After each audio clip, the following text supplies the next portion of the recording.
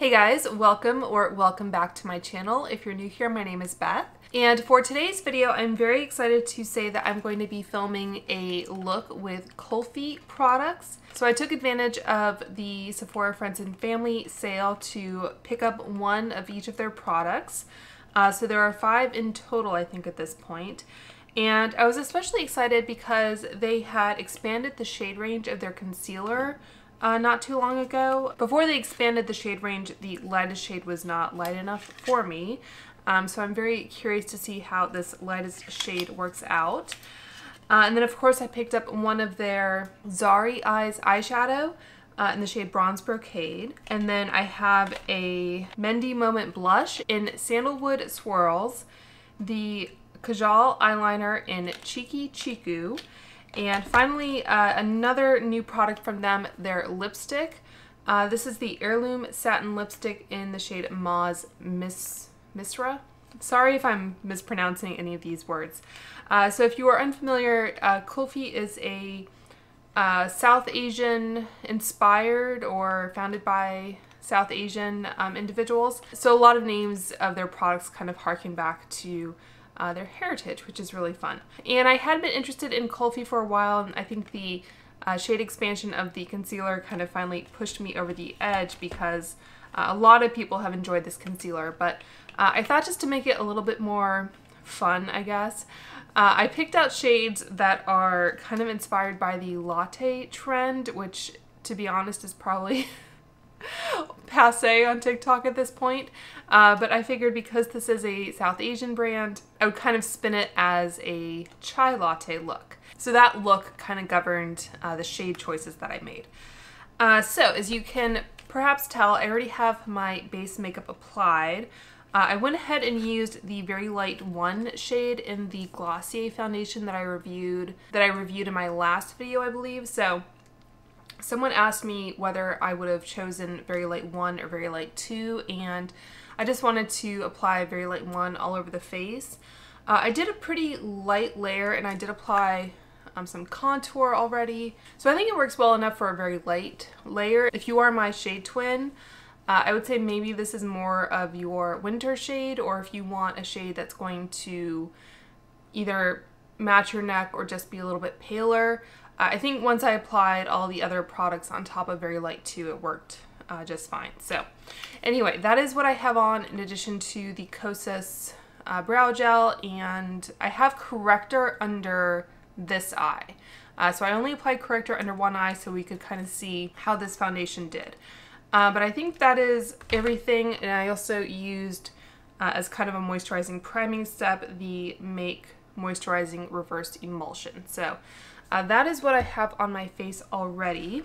So let's talk about this concealer. So it retails for $26 for 0.17 ounces or 5 ml. In general, I'd say the pricing of the brand is pretty fair. I have a little bit of a quibble, I guess, when it comes to the lipstick pricing, but I'll get to that. And I just wanted to see, so this Makeup Forever, this was their older formulation of their concealer, but this was also 5 ml. So this, I think, is just your standard concealer size. Like the Givenchy is 11 ml. So those concealers that are kind of meant to be used more all over the face, typically you get a little bit more product in those. This comes in 21 shades, and that is what the actual component looks like. And this is the lightest shade. It's called Fudge Knock. Sorry. I tried to Google and look it up, but I wasn't very successful. So this is the lightest shade now. It is very light with neutral undertones. They now have, I believe, 21 shades, and 9 of those are new, from what I understand. So they almost doubled their shade range, and they added, I think, 4 or so shades at the lighter range and a couple deeper shades as well. And if you watch State of Kate, who I think is a little bit deeper than I am and a little bit more cool toned, I'm a little bit more neutral than she is, though still leaning cool.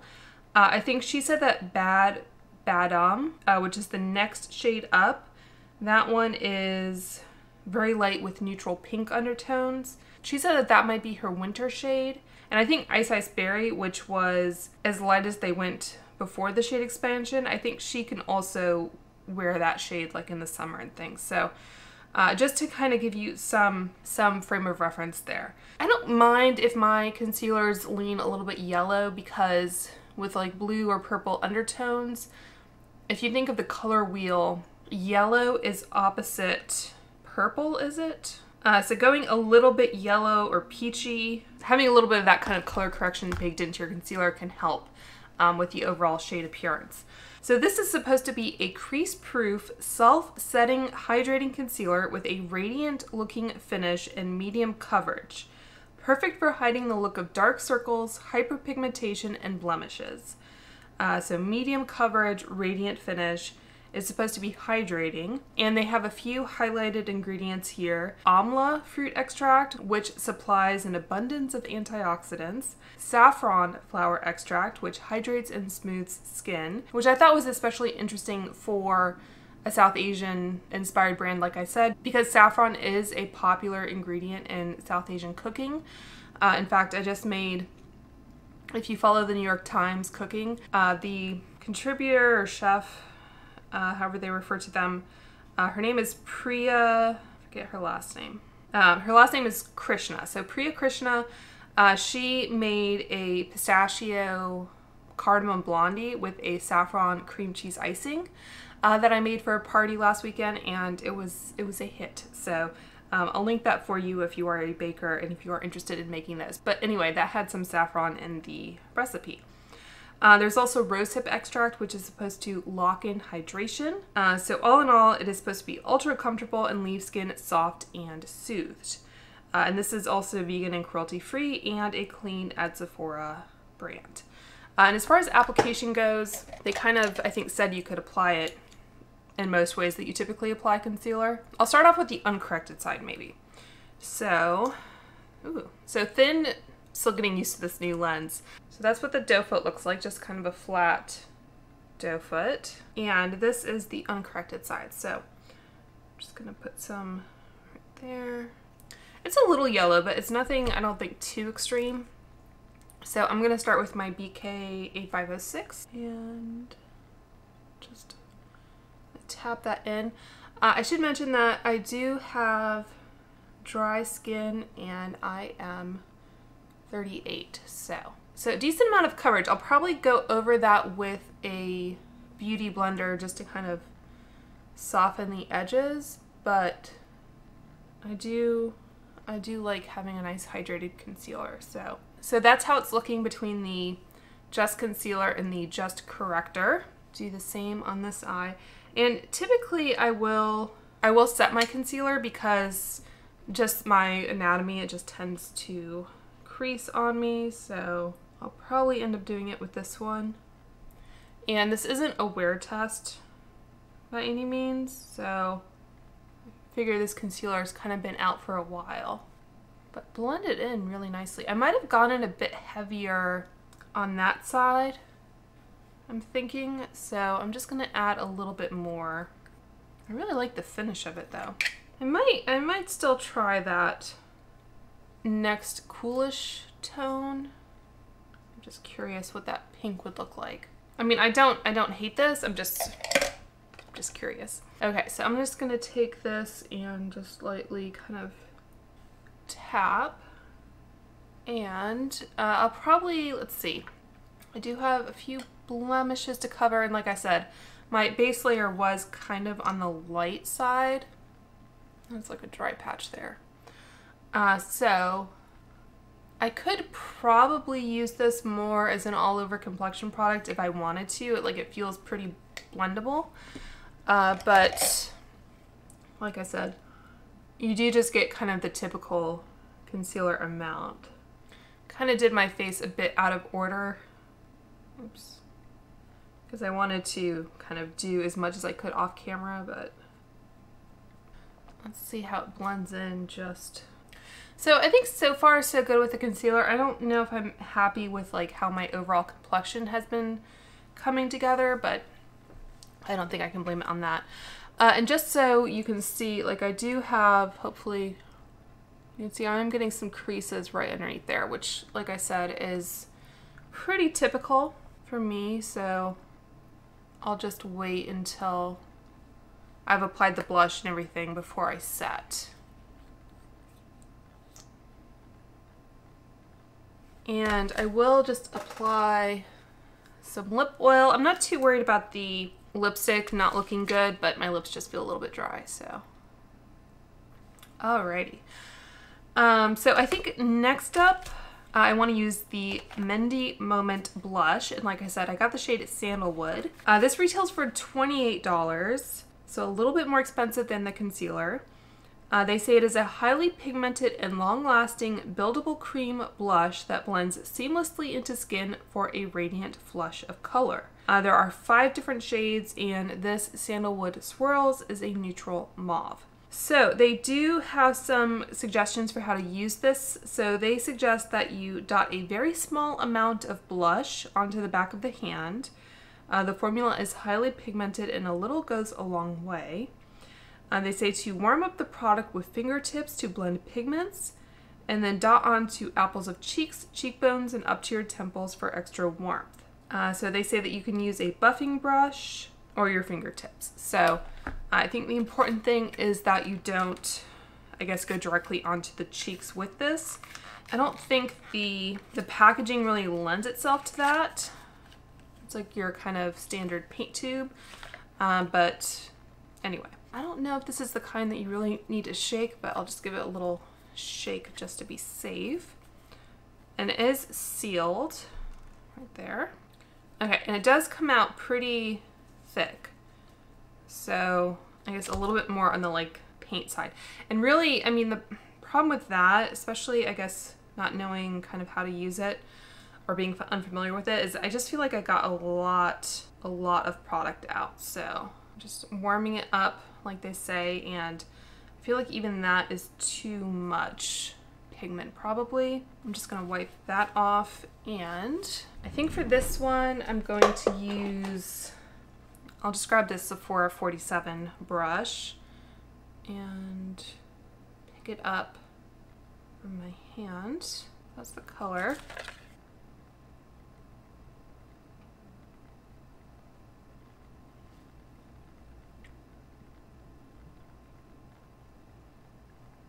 So I think that's a decent amount of pigment. I might have to add some bronzer because, like I said, I did go in with that very light. And you can see on my hand where it's kind of staying. Very, very interesting product.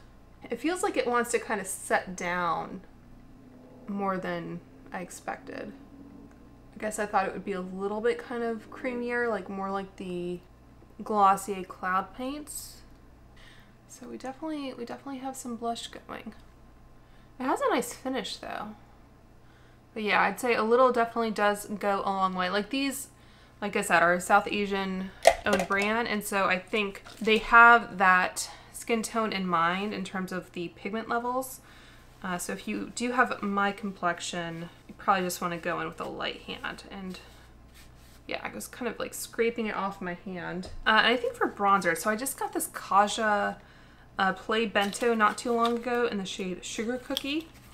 They were running some kind of deal on their site where it was, I think, like half off. So I'm just going to use the, I guess, the bronzer type shade. They have a cream bronzer. I guess I'll just stick with this BK 101 brush. This is what I use for contour typically. So definitely adding some warmth. Probably could have done with a smaller brush maybe, but, and I'll just kind of start to take it into the blush a little bit. All right, I think that's enough of that. And I'll just take my beauty blender again that I used to apply my foundation and everything and go over. I think that's good. I didn't apply any extra product, just whatever was in the sponge. Okay, so I think we've established that this does crease on me, the concealer. So I feel at ease, I guess, powdering now.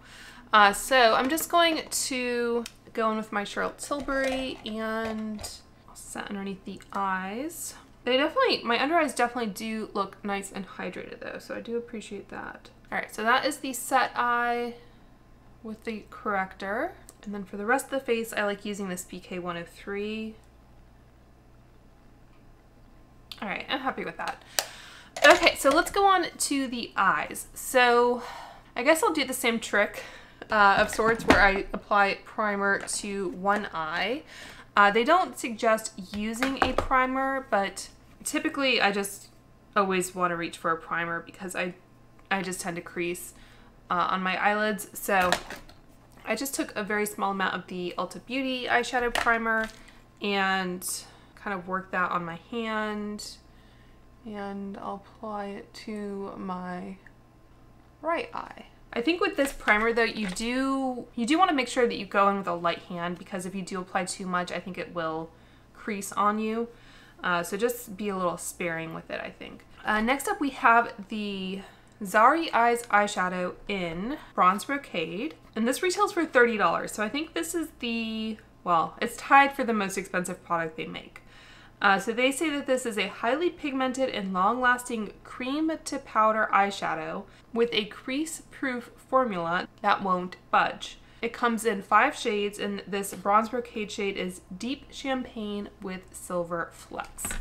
I remember like Amanda Z really liking this product. So that is what it looks like, just your kind of standard little pot. I'm not sure, okay, and that's what it looks like in the pot itself. I'm not sure how latte this finished look is going to read. I was just kind of going for the best shades in the products that I was looking to use. And I know a lot of people, yeah, it's kind of interesting. It feels, how do I describe it? It's like a very liquidy putty, if that makes sense. Like it feels like, the texture feels like a putty, but then the like surface level kind of feels like a liquid. And I think they want you to just use your fingers. I'll probably reach for a brush to blend. I have this Rare Beauty one that I often reach for cream shadow. It does kind of set down though. Like I'm not able to kind of blend too much. Might have to get a little bit more on there. I think they say that this is a color that's kind of buildable as well. So I like that it sets. I just wish that I maybe had a little bit more time to finesse it, because I feel like now it just looks a little uneven. All right, I'm gonna take this. This is an Alamar brush, and I'm curious what happens if I try applying it kind of, oh, it doesn't want to, it's like quicksand or something. It doesn't seem like it's, I mean, I guess a little bit is picking up on a brush, but not, it's very strange. I think the shape is maybe a little bit better for kind of getting the overall brush shape that I want though, or shadow shape. And I think that's my, or one of my biggest gripes with like non-powder eyeshadows in any form really, is that I think they're supposed to be this kind of easy one and done type product. And maybe it's just my own like lack of skill or experience with the product, but I don't know. I feel like sometimes it takes me just as long to finesse as like a typical powder eyeshadow. And especially if it creases, then it's like, what's the point? So that is, I think, decent enough. Not perhaps as blended as I want, but hopefully by the time I get some liner on it, it'll be better. All right, so let's go into the other. Do you see how like just tapping it in gets me a decent amount of product? This is the non-primed side. And I think you can probably see, like, it's a softer look. So I guess in that way, the primer does help to build it up, but it also kind of makes it a little bit more difficult to blend. It's quite remarkable, isn't it? And I do have a fair bit of like discoloration, kind of veininess on my eyelids. That's one reason why. Usually I start with primer and then I will, okay, so it's building up. And then I will usually set the primer with like a cream or white shadow. Okay, so far I think the application of it is easier. I'm able to get like more of a diffused look with this side, not having a primer. So let's see how much I can build. And that's one thing I say a lot in my kind of swatching videos too, is with any kind of shade, especially like foiled kind of shadows, like in the Natasha Denona I Need a Nude, if you can kind of get the overall shape down with a brush or whatever, and then you can kind of build it up with your finger, I find that sometimes that's the easiest approach. So I'm not going to do like an all-day wear test, but I will definitely let you know if by the time I remove my makeup, if I see any kind of significant creasing. But yeah, interesting experiment. I think in general, this type of product is just not for me. It's just not my preference. So I'm glad I'm able to try it. See, I also like to apply eyeshadow generally under my lower lash line, and I feel like that's a little bit more difficult with these types of formulas. And I do see some creasing.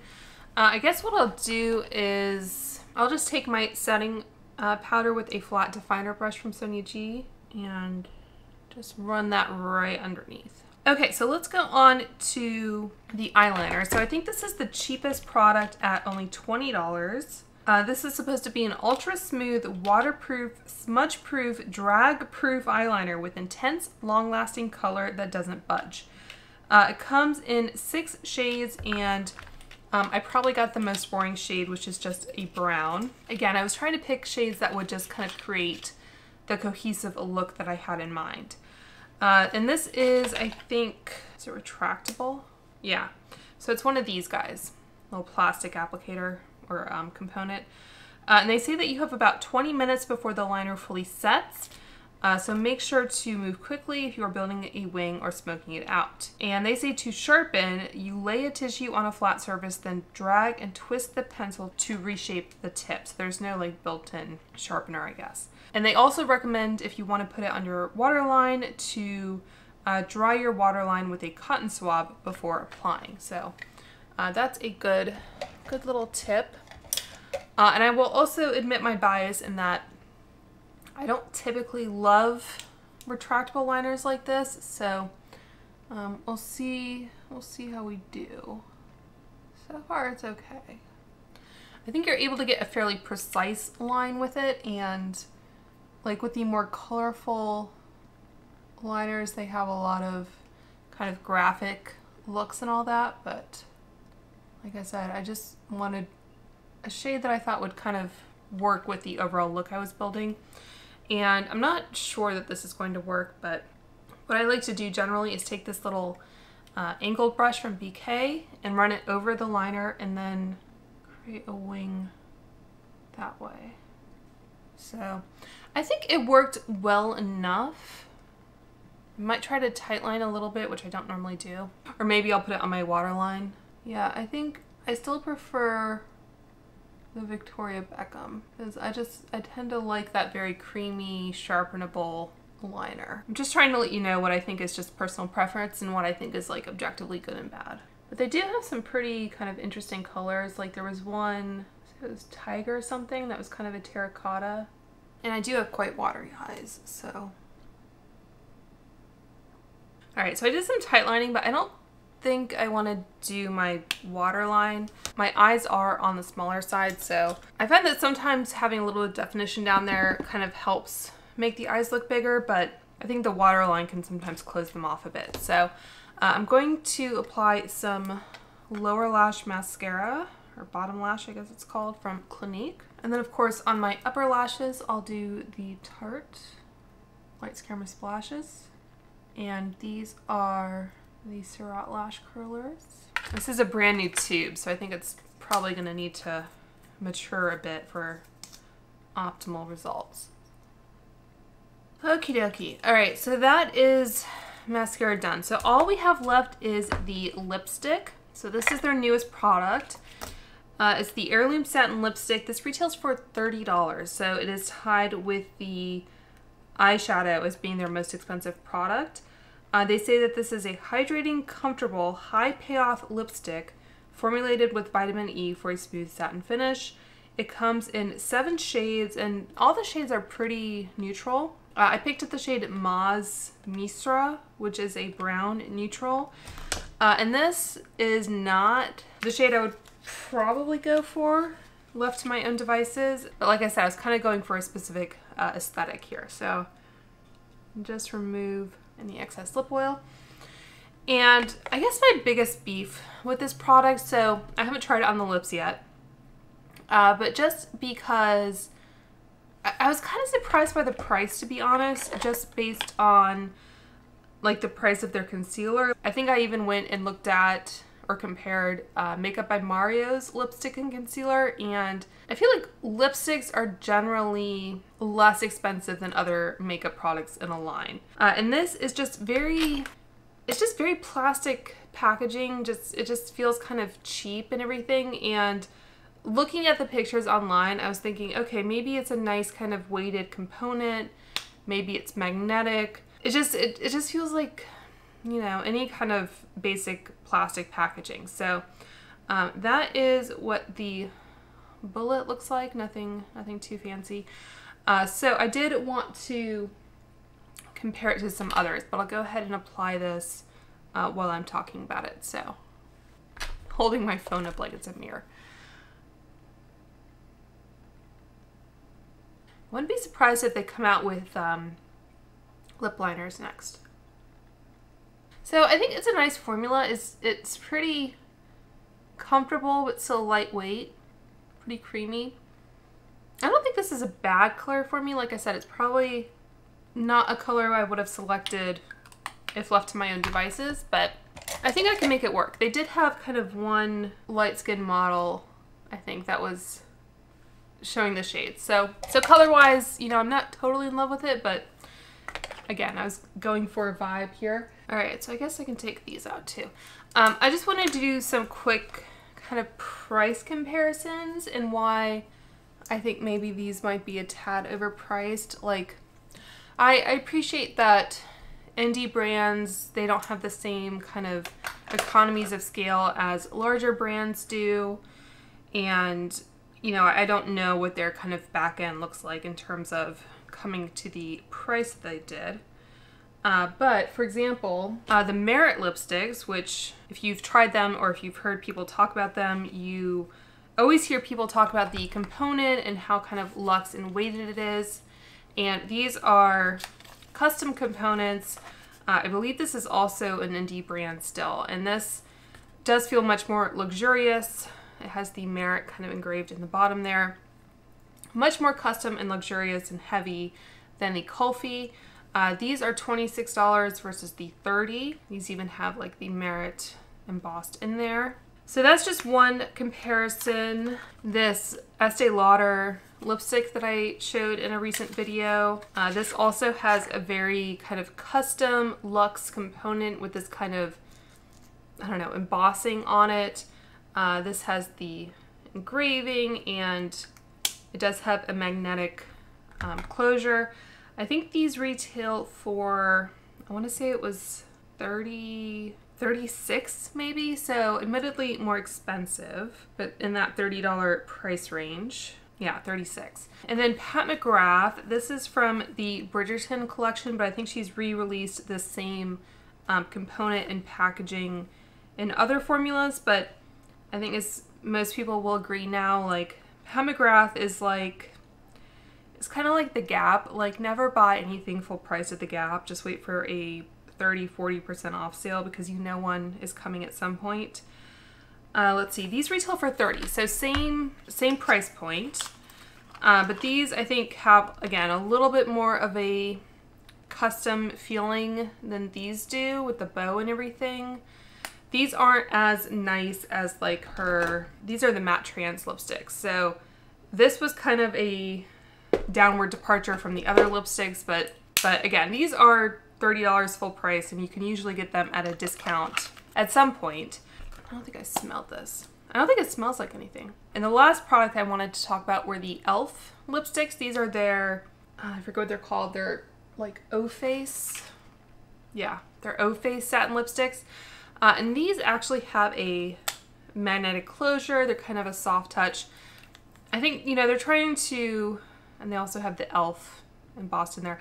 They're trying to replicate NARS. So I suppose there could be environmental reasons for why you may not want magnetic packaging, but in general, I feel like a lipstick is the one item that you're likely to take with you throughout the day and to reapply, and just, you're going to be interacting with it more than like your eyeshadow, your blush, your concealer, or your eyeliner probably. So I feel like if there's one area, especially if you're going to be charging a little bit more of a premium price, that you want to sink more dollars into the packaging, I think it would probably be the lipstick. So in that way, I'm a little disappointed by it, but like I said, it's a nice kind of lightweight, very hydrating, creamy formula, and if you do have a deeper skin tone, I think they do have a lot of neutrals that may be very flattering on you.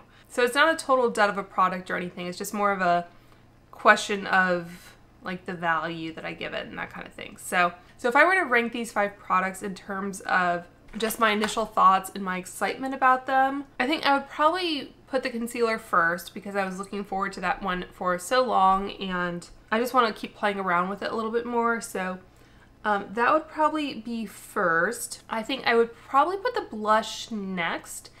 It's a little bit of an unusual formula, and I think it's just a little bit of getting used to that type of formula and how to apply it, but I think it's really pretty, and you know, I think it's very workable probably for a lot of skin tones because you could see how you would build it up and that kind of thing.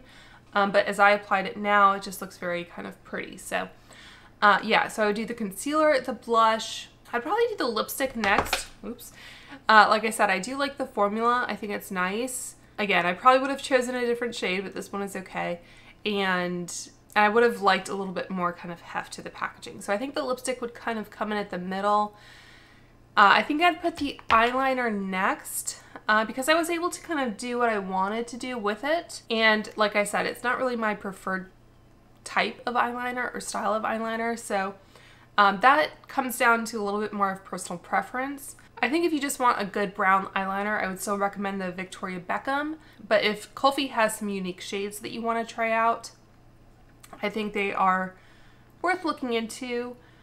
The eyeshadow I would probably put last. Like I said, like again, it's just not my preferred type of product, and I just had a little bit of difficulty with the application. Like I just don't think it looks very even on me.